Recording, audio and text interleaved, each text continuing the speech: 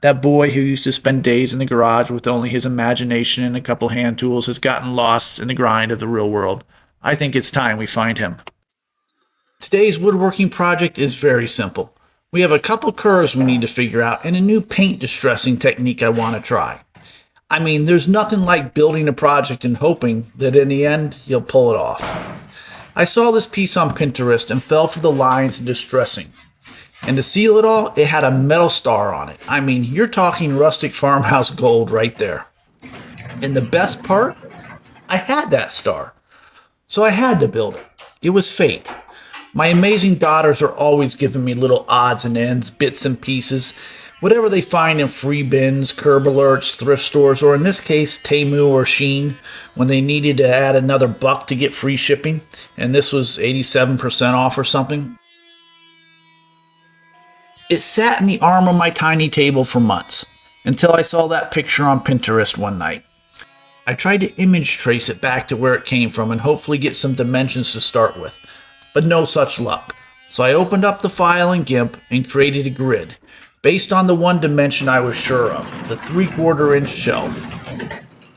And I went from there, tilting the grid as needed to pull rough dimensions from the piece. Board plane down, I lay out some rough dimensions.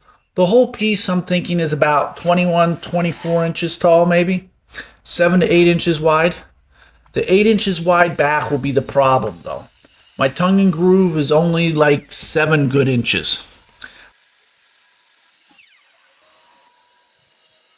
But I have some thoughts on that, so I just start moving forward, ripping the sides and shelf down to 5 inches. As I ripped it down, I realized that if I saved those thin edges, I could probably tongue and groove the back together. I think it'll work. One of the things that drew me to this piece was the amazing distressing. It was perfect, and I assumed it was real. The back had a slight split in it at the top, as if the glue up was beginning to pull apart. So I'm not that worried about piecing it all together. In fact, I'm kind of excited about trying to mimic that little split. I sort of settle on 8 inches at this point, knowing it could and probably will change as I get closer to it. As you can tell, the bottom third will have a cubby, well actually a drawer, and the sides are going to curve up and slim down. Now I struggled with this. At first I thought I would slim down to 2 inches, but that felt too big. I went to 1.5 inches, and like Goldilocks, that was too small. So I settled on 1.75 inches, and it was just right. I trace out the lines and hit the scroll saw up. I assume that people probably do this with their bandsaw. Scroll saws, I don't know, they kind of fell out of favor somewhere, except for real scroll saw projects. I think it's to do with the thicker wood. It's just harder to cut on a smaller machine. But it works for me. I would love to get a bandsaw, and when I do, it'll be one of the big boys, the big ones, so I can resaw wood. I have some acreage and trees are always coming down. Would be cool to work with some of that. Done, I hit up the Wen bench top. And really, this was so quick and went so smooth. The key here is motion. Keep the piece moving. If you stop, it digs in. Just nice and smooth. Then we trace it out and do it all over again. With the sides done, we can really see its true lines. And I'm thinking 8 inches is too thick. I hit the yellow bucket up for some thin strips, hoping to find some tongue and groove in there. And I do, but I don't have any long enough for just one piece. But with the width at 7.5 inches, that seam will all but be buried, and only seen from the back.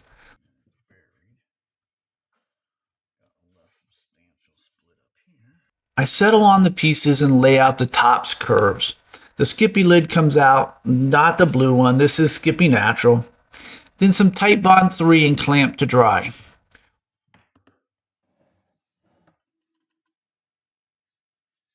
While it's drying, I move on to the drawer. It's going to be small, tiny, and God only knows what anyone used to put in it. I'm sure I'll find something. Probably put it in there for safekeeping and never find it again. Now, My kids give me little things, as I said, and it only encourages my hoarding habits. And I know I have a wooden drawer pull somewhere.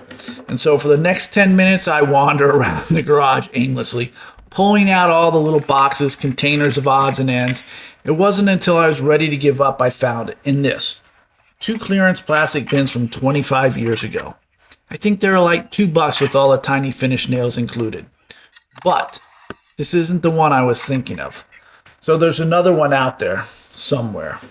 Yeah, I know I have issues. But I'm glad I found it because I was just about ready to cut one of these, whatever these are, and sand it down and make my own handle. Yeah, issues. I always feel a little odd when I build something like this. I'm sure half the people watching are thinking, why? It's like $2, so buy the right size board or do a proper glue up at least so you don't have that chamfer on the other end. And I don't have a good answer. I think it adds to the piece. I kind of like knowing it's there. It makes no sense. It's a little Wabi-Sabi celebrating the imperfections, sort of, but not really.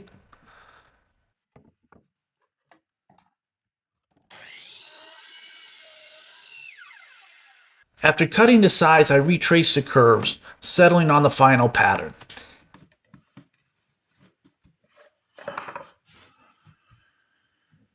Then I cut at the scroll saw.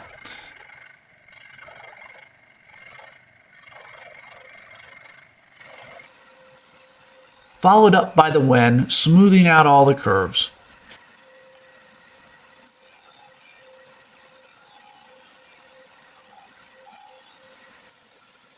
Then I throw the sides on as well and hit them up with the round over. I'm not precise here. I never am. It's rustic, and we're going to beat the grain out of it later, so just trying to get a resemblance of smooth edges so we don't get splinters.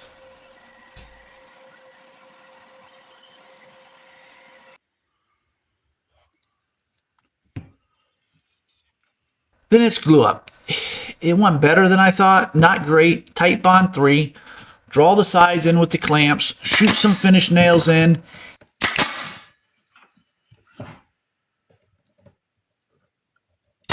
And repeat on the other side. Then add the shelf. Clamp, check for square, then turn the camera off as I cry. I mean, seriously. I don't think I'm horrible at this. Great? Gods no. But I enjoy it, the tinkering, the designing, the building, but man, what I wouldn't give to make everything perfectly square on the first try. Yeah, it's a combination of the wood being bowed, me not taking the time to feed it through the joiner. Oh, I don't have a joiner. But really, it's probably more I'm just not that precise, knowing what I'm about to do this piece. And any gaps and inconsistencies will only add to the charm in the end. The drawer is easy. Simple box joints, nothing fancy. Trace the bottom, cut and glue in place, all held together with Tight Bond 2 and finish nails. Tight Bond 3. I was just checking to see if you were listening or had me on mute. I sanded it all down to where I wanted it, roughed it up, taking a file to some of the edges. And now we're ready for the finish. Step 1 is my usual method for aging wood. Black watered down acrylic paint so it soaks into the grain. I go a little crazy this time, mixing the browns, blacks, grays, and greens, just throwing it all on haphazard like.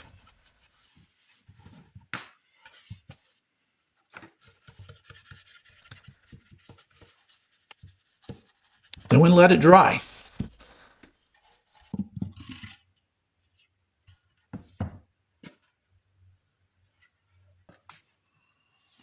Now here is where the new part comes in. I like my distressing method and it looks good, dry painting and sanding down the edges, but I'm looking for great, and I'll settle for better, and hoping that this method will make that paint look like it's actually peeling. You take some Vaseline, petroleum jelly, and apply to wherever you want the peeling to occur. For me, it's all over the edges. And some seams following the grain where time might have taken its toll. For sure, that little bit of seam sticking out. Then I'm going over to the left side and faking another seam. I have no idea if this is going to work. I watched some videos on it and I think so. The idea is once you paint over it, you can barely sand it because the paint won't adhere where the Vaseline is. So you actually don't go to raw wood, you leave that previous layer. Once I'm pleased with it, I just paint over it. We're going chalk paint, just regular paint with plaster of Paris in it.